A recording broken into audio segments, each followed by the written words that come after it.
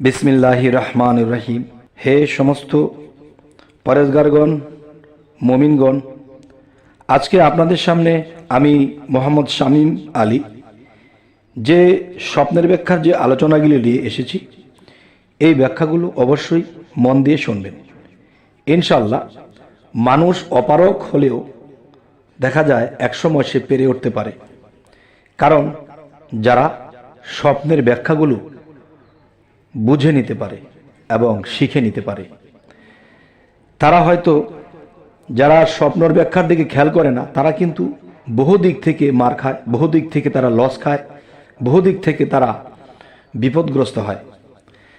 তাই আমি আমাদের এই চ্যানেলটিতে আপনাদের জন্য যে স্বপ্নের ব্যাখ্যাগুলো এনেছি, অবশ্যই আপনাদের বর্তমান ভবিষ্যৎ আপনারা আপনাদের নিজের মতো করে বুঝে চলতে পারবেন এবং একটি কাজে হাত দিবেন, সেই হাত দিলে সেই কাজে আপনার লস হবে না লাভ হবে, আপনার স্বপ্নের মধ্যে এসে যাবে, তখন সেটি আপনি বুঝে করবেন, তাহলে আর লস খাবেন না। তাই আমি বলবো, মানুষের উপকারার্থে আজকে আমাদের এই চ্যানেলটির নাম হলো সামনে বিপদ জানুন। সামনে বিপদের কথা যদি আমরা জানতে পারি, তাহলে আমরা একটা কায়েক দিলেও, পা ফেললে আমরা হিসেব করে দেব, আর হিসেব করে চললে তারা বিপদগ্রস্ত হয় না। তাই আপনাদের সামনে যেই আলোচনাটি নিয়ে আসছি, অবশ্যই আপনারা শ্রবণ করবেন এবং মনে রাখবেন। আবার কিছু কিছু স্বপ্নের ব্যাখ্যা লিখেও রাখবেন, যাতে করে সামনে আমরা বুঝে চলতে পারি। আর কি স্বপ্নটা দেখেছি তা বোঝার জন্যে সেই লেখাটা যে রেখে দিয়েছেন, সেখানে হয়তো মিল পড়তে পারে। আচ্ছা, এখন স্বপ্নে যদি আপনি গমের আটা দেখেন, তাহলে আপনি কি বুঝবেন? ঘুম থেকে উঠে ভাবছেন গমের আটা দেখলাম ভাবছেন, কিন্তু বুঝতে পারছেন না। তাহলে গমের আটা দেখলে আপনি এর ব্যাখ্যা করবেন যে আপনি সামনে মালদার হয়ে যাবেন, টাকাওয়ালা হয়ে যাবেন। আচ্ছা, এবার আসি, এই যে আলু খাই আমরা, এই স্বপ্নযোগে আপনি অনেক আলু দেখেছেন। এখন স্বপ্নে এত আলু দেখেছেন কেন? আলু দেখলে স্বপ্নের ব্যাখ্যা কি হবে?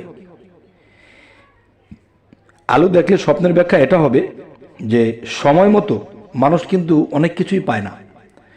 দেখা যায় সময় মতো একটা কিছু হাতের কাছে পায় না, সময় মতো তার টাকা দরকার, এটা আসে না, সময় মতো তার এক জায়গায় যাওয়া দরকার, সেটা হয় না, কিন্তু অসময়ে আবার হয়। তাহলে এই জিনিসগুলো কেমন? তাই কেউ যদি স্বপ্নে আলু দেখে, তাহলে সে সব সময় সময় মতো তার হাতের কাছে সেই জিনিসটি পেয়ে যাবে। আলহামদুলিল্লাহ, আলহামদুলিল্লাহ।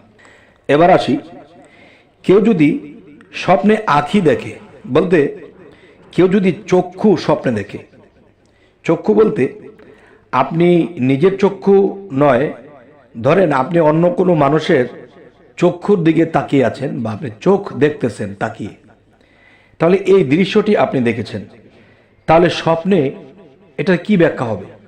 সকালে ঘুম থেকে উঠে ভাবছেন আমি এরকম সুন্দর চক্ষু দেখলাম। এই চক্ষু দেখলে কি বোঝায়? চক্ষু দেখলে এটাই বুঝবেন যে উপযুক্ত ব্যক্তি হতে হেদায়েত প্রাপ্ত হবেন। সুবহানাল্লাহ, আলহামদুলিল্লাহ।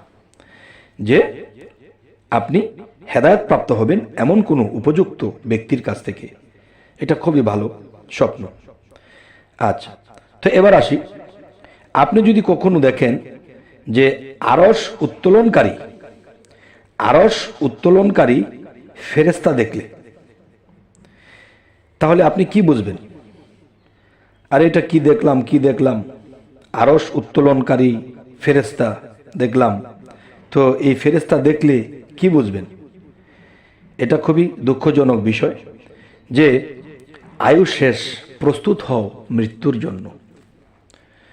তবে এরকম স্বপ্ন যদি কেউ দেখে, আর সে যদি স্বপ্নটা বুঝতে পারে, অবশ্যই তার হায়াত কম, তার সময় খুব কম, তখন সেই ব্যক্তিটি যেন এই স্বপ্ন দেখার পরে সে আল্লাহর ইবাদতে মশগুল হয়, বিভিন্ন মিথ্যাচারী লোভ লালসা ছেড়ে দেয়, আল্লাহর ইবাদতে থাকে। তাহলে এই সিগন্যালটা যখন পেয়ে যাবেন, তখন আপনার আয়ু কমে গেছে, কোন দিন মারা যান। তাই খুবই আল্লাহর ইবাদতে থাকতে হবে। আচ্ছা, এরপরে আসবো আখির অর্থ। চোখের চিকিৎসক দেখলে আপনি কি বুঝবেন? আপনি দেখেছেন একটা ডাক্তার, সেই ডাক্তারটি চোখের চিকিৎসা করে, সেই চোখের চিকিৎসা করে সেই ডাক্তারকে আপনি স্বপ্নে দেখেছেন। এখন আপনি কি বুঝবেন? এটার অর্থ হবে যে এটা আপনি দেখেন বা অন্য কেউ দেখুক, যদি এরকম চোখের চিকিৎসককে দেখতে পায় তাহলে সে বুঝতে হবে যে সে পরনিন্দুক হবে, পরের নিন্দা করবে, হিংসা করবে সেই লোকটি। তাহলে এরকম দৃশ্য যদি কেউ দেখে থাকেন বা অন্য কেউ দেখে থাকে, তাহলে আপনি নিজে দেখলে সংযত হবেন, পরনিন্দা করা যাবে না, ভালোর দিকে আমাদেরকে যেতে হবে। এই সিগন্যালটা কে করেছে? আল্লাহ করেছে।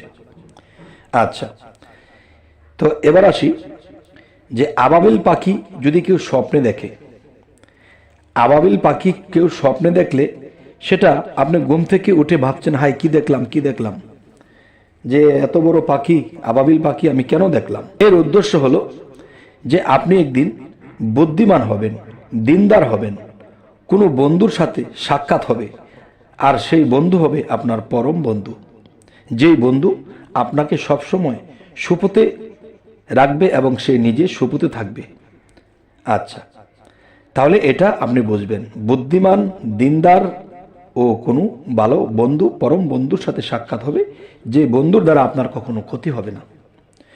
আচ্ছা, এবার আসবো যে আবাবিল পাখি মেরে ফেলতে দেখলে আপনি কি বুঝবেন?